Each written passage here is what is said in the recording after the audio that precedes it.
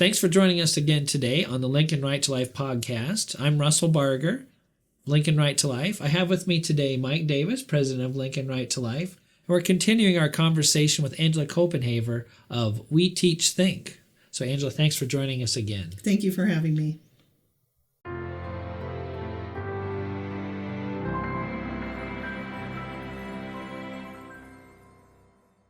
All right, you should talk a little bit about maybe some of your background then, so some of our... Right. Well, I worked in sales and marketing for 22 years for a very large transportation company. Using that background, I thought, okay, I'm just going to, first of all, I need to define the market. So I started looking through many Gallup polls that asked lots of questions on the topic of abortion. And what I found was when you broke it all down, if you ask only the question, are you pro-choice or pro-life? You get almost a 50-50 split in the United States, and it has been that way since Roe v. Wade. It really hasn't changed. But if you redefine that question to mean, how much pro-choice are you and how much pro-life are you?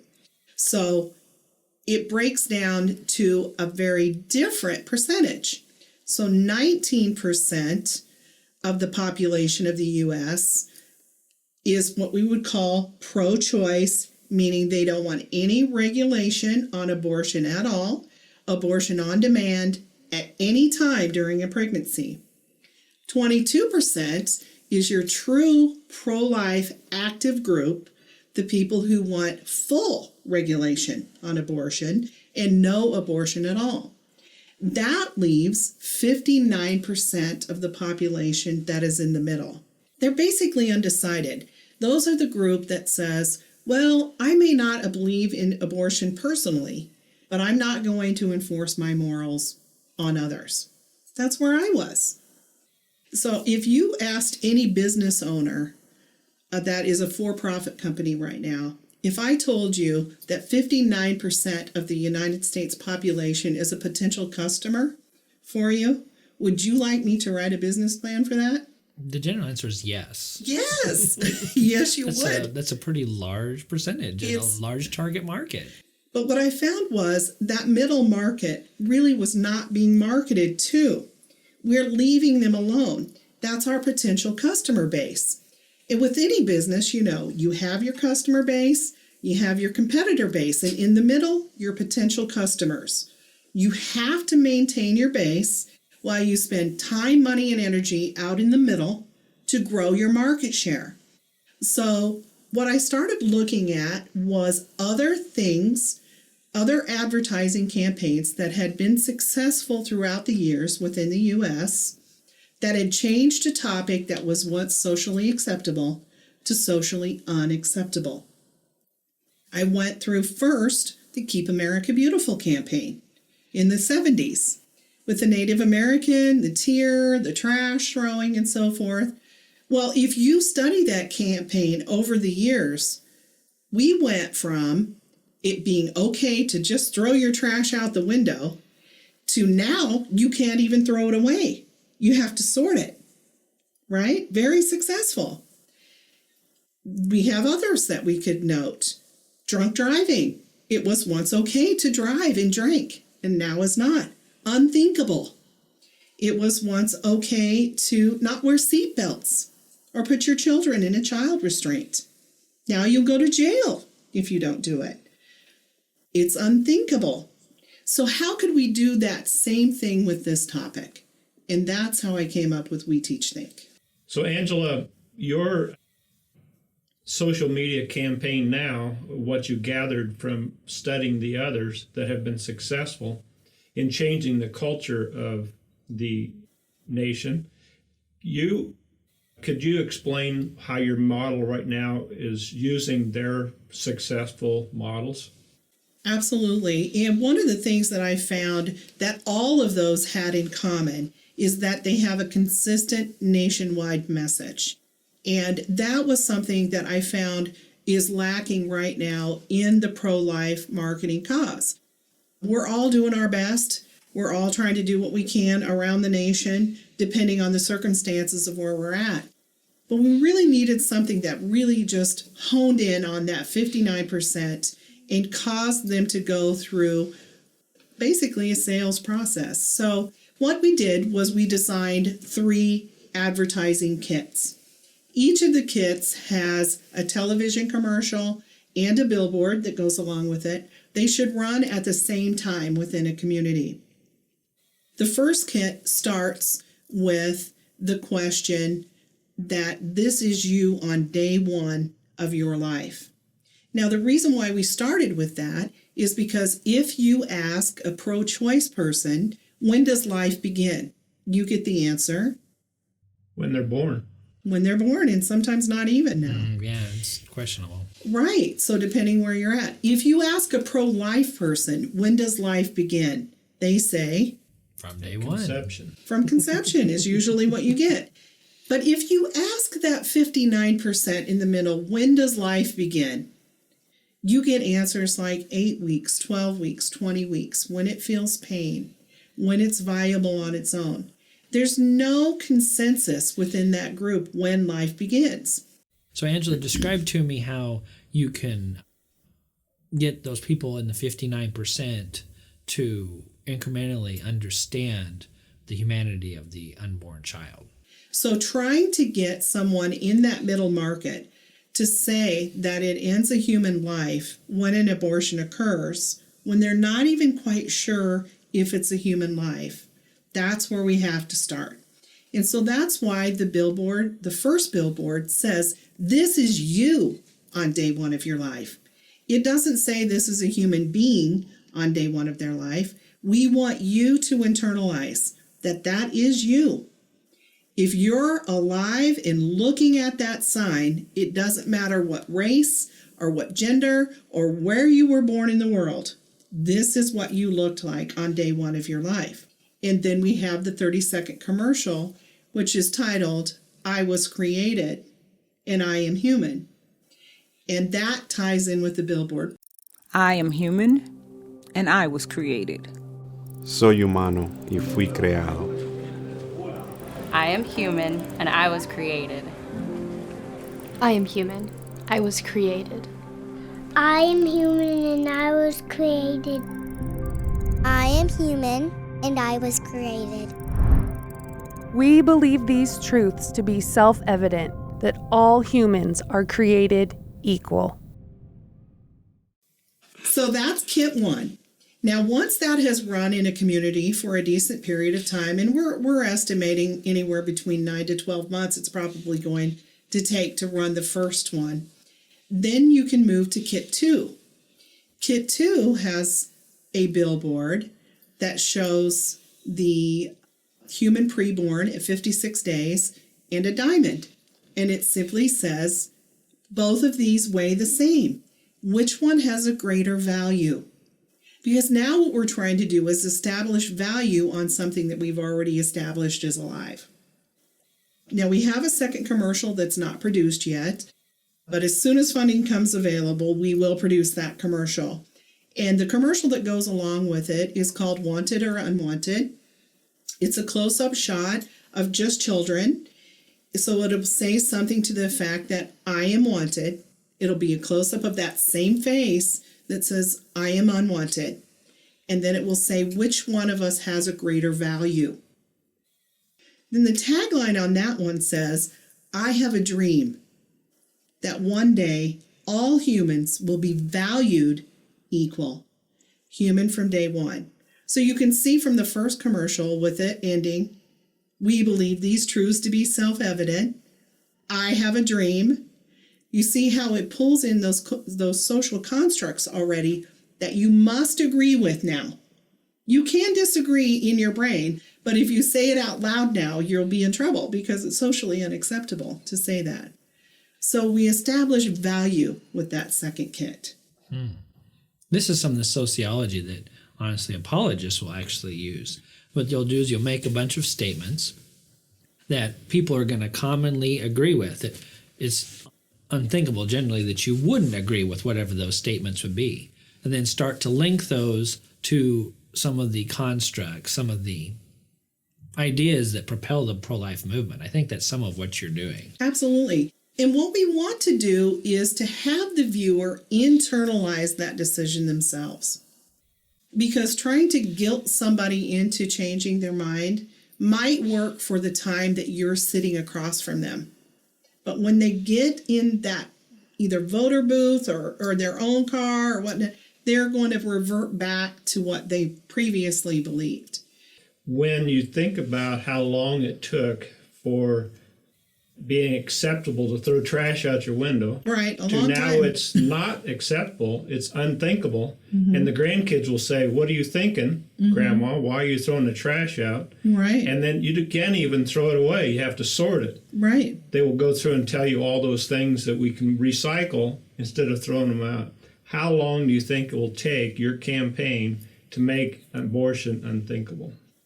Well, that's a great question, Mike. I don't believe that it will take 50 years. And the Keep America Beautiful campaign is honestly still going today. It just has changed. Because we have the opportunity now to get marketing in the personal space of the viewer. Now, you can think back in the 1970s, we had TV that didn't even stay on all night. Can you even believe that?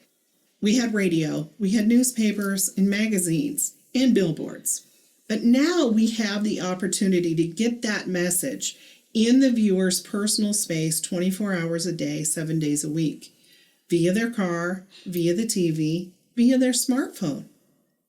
The internet and especially social media allow us to target some of those people that we think are in that 59%. Yes. I think that's a great segue. So I think that will work Absolutely. together well. And I have a team of young people who are working to do our Facebook page and maintain the website. So humanfromday1.com is the website. And I encourage everybody, please go to it and check it out. What we've designed the website to do is to help people talk about a topic that has a lot of heat and to take the fire out of that topic. So, Angela, tell me a little bit about some of the things on the website that our viewers can see to help understand these social constructs you're trying to get across. There's a special section, or there's two sections on the website that I really would love your viewers to go to. The first one is the Let's Talk tab, or the Let's Talk square when you arrow down onto the website. There's two videos on there. It must be alive if, and if it's alive then. Those two videos are simply a 60-second video that will help somebody to first determine that something must be alive if it meets a certain criteria, and then if something meets that certain criteria, then what? And then the second section that I really would love people to look at is the Science tab. The Science section on the website is designed to rehumanize a preborn state. So you know, at any time in history when humans have been taken advantage of by other humans, the first thing that group does is to dehumanize that class of people. Well, that is what has happened over a period of time on the other side. It's just a group of cells. It's not really human yet. And that has been internalized and accepted greatly by that target market, that 59%. What we've done is put some fun things in there that people can remember the stage of development in a preborn state. And what you want to do is to rehumanize that state and to give the perception of born behaviors in that preborn state. For example, day 29 to 56. I have the song Head, Shoulders, Knees, and Toes up there. Everyone knows that song, but part of marketing is you have to have something that's short, memorable, and repeatable. And sharing that information then gives a visual to that unexpected mother that this is a fully formed human at day 29. And that's when the most of the abortions occur, is between day 29 and 56. Angela, tell me what methods you use to get the word out about the campaigns that you're doing now. Very good question. I am going community by community by community to implement this. We Teach Think is a 501c3 not-for-profit organization. All of the production of all of our products are privately funded. What we do is go into a community. We will offer them our already fully produced products for a lease rate of $1 per year. They're allowed to use our products in their community, but they do sign an agreement that says that they will not alter them in any way, because again, we want that consistent nationwide message. So I will happily come to the community, help that community to raise the money to actually run the advertising in their own town and city. Why do you expect the local community to put forth any effort? Right. Well, one reason is that I could just raise the private funds to run this nationally. However, I want this to be something that the community takes on themselves. So let's say I go to Norman, Oklahoma, and I'm going to implement the marketing campaign in Norman. I'm not going to stay in Norman. I'm going to leave. And I don't want the marketing campaign to leave with me once I've been there. I want it to stay and I want it to grow. Remember, our goal is to grow pro-life market share. So by partnering with a pregnancy center in another city, what I tell them, when this marketing campaign is effectively working, your market share and the people that are involved with your pregnancy center, your numbers are going to go up. So you're going to have a bigger population to draw from. And if you stop and think about one of the organizations right now that is on the other side, just announced that they're going to spend $45 million to fund political campaigns so that they can stay in business. $45 million. 45M. That's a lot of money. They're spending that kind of money. We have to step up and answer that, because what they're doing right now is spending their time, energy, and money going out into that potential customer base that is the same customer base that we're fighting for. Absolutely. So I need people who are willing to say, yes, I will pay to have this run. And I will pay to have it run on the programs where it's going to have impact. I will pay to put up this billboard. Do you have a billboard that's going to be in Lincoln, Nebraska, scheduled now? Right now, the billboard is next scheduled to run in May, and it will be at 10th and Highway 2, kind of across from the car wash area that's down there. And it will run for 4 weeks, and then it will come down, and then it's going to go back up again between Memorial Stadium and Pinnacle Bank Arena from August 24th to October 12th, which gives us 5 Husker home games of where it will be right in front of Husker Nation. So I'm very excited about that one. Wow. Memorial Stadium? Yes. 5 Husker football Saturdays? I know. That has to be expensive. It is. It is expensive. It's the most expensive billboard, I believe, in Lincoln. However, we're going to get the viewing of an additional 150,000 for 5 Saturdays in a row throughout the state of Nebraska. So it's not just Lincoln. There's people coming from all throughout Nebraska. So I'm confident that someone's going to step forward with the funding to help us pay for that. And if you're interested in funding that billboard, please call me. I will happily talk to you about the cost for that particular billboard. Describe to us some of the ways that people can help the organization. There's obviously funding. Right. Are there other ways that they can help? Absolutely. If you have a group or organization or that you would like me to come and speak and just to talk about We Teach Think and humanfromday1.com, I will happily come out and talk to your group. The presentation takes about 45 minutes. If someone wants to donate directly to We Teach Think and Human from Day One, the 501c3 organization is We Teach Think. It's the parent company. Humanfromday1.com is our product. So they can go online to our website at either weteachthink.com or humanfromdayone.com, and there is a donate button there. You can also text the word We Teach Think to 77977. So are there ways that folks can be in contact with the organization digitally, even if they're not going to be able to come someplace to hear you speak? You can look us up on Facebook, which is Human from Day One on Facebook. We do a post at least 2 to 3 times per week. Upcoming events are also always listed on Facebook. They're not on our website right now, but they are always on Facebook. So if you want to take a look at that, please share Facebook with your friends. What I've learned is that liking it is great, and we've got lots of likes. Thousands and thousands of people are looking already at Facebook. However, what we want you to do is share it with someone. Share that website, share your Facebook page so that they can see. Share the humanfromdayone.com website. That's what it's designed to do, is to give you that avenue to open that conversation with another person about a topic that you just normally don't just, come up to somebody and say, hey, would you like to talk about abortion today?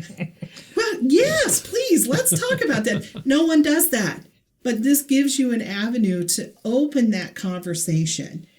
Well, and that's probably something that folks, once they start understanding the paradigm that you use, they'll notice is that you don't use the word abortion in any of these things that we've been talking about. The word does not come up.